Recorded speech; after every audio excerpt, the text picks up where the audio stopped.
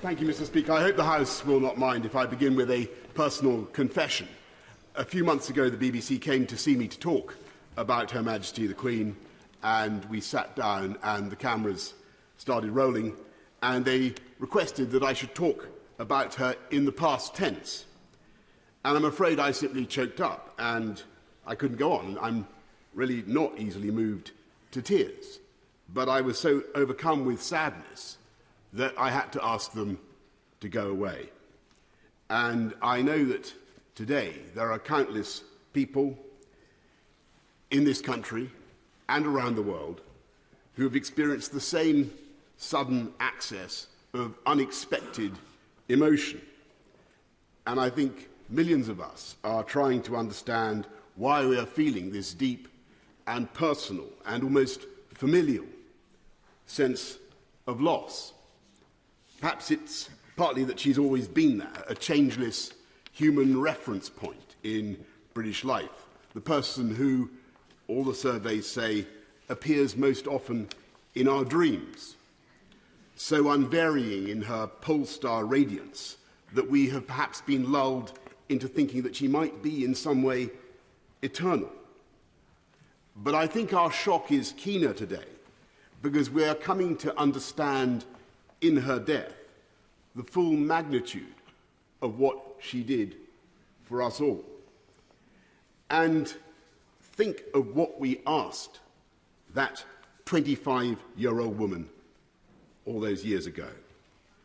To be the person so globally trusted that her image should be on every unit of our currency, every postage stamp, the person in whose name all justice is dispensed in this country, every law passed, to whom every minister of the Crown swears allegiance, and for whom every member of our armed services is pledged, if necessary, to lay down their lives.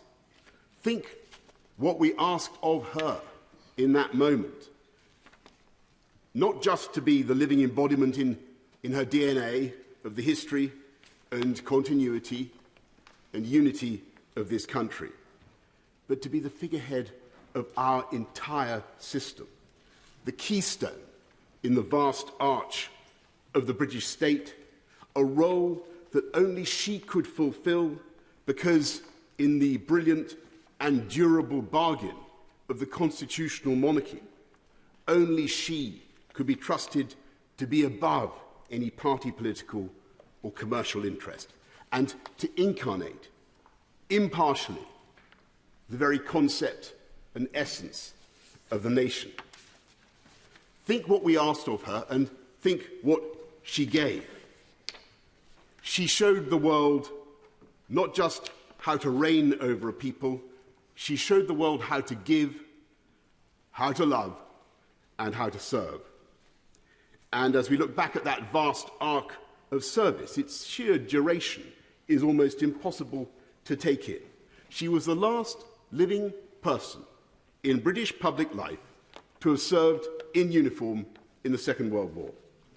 She was the first female member of the royal family in 1,000 years to serve full-time in the armed forces, and that impulse to do her duty carried her right through into her 10th decade to the very moment in Balmoral, as my right honourable friend has said, only 3 days ago, when she saw off her 14th Prime Minister and welcomed her 15th, and I can tell you, in that audience, she was as radiant and as knowledgeable and as fascinated by politics as ever I can remember, and as wise in her advice as anyone I know, if not wiser.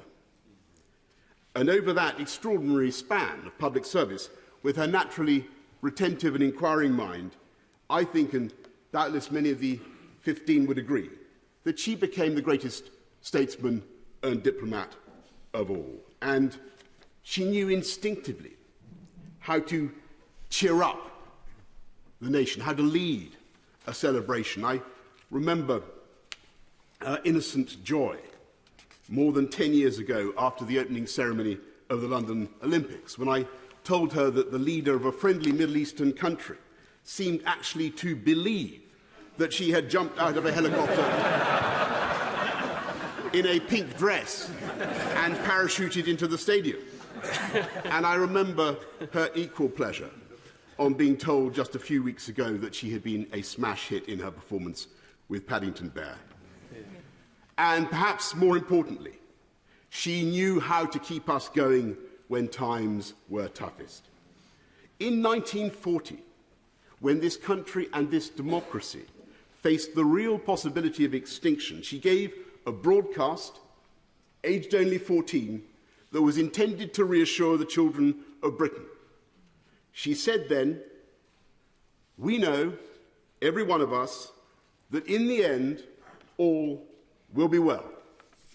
She was right.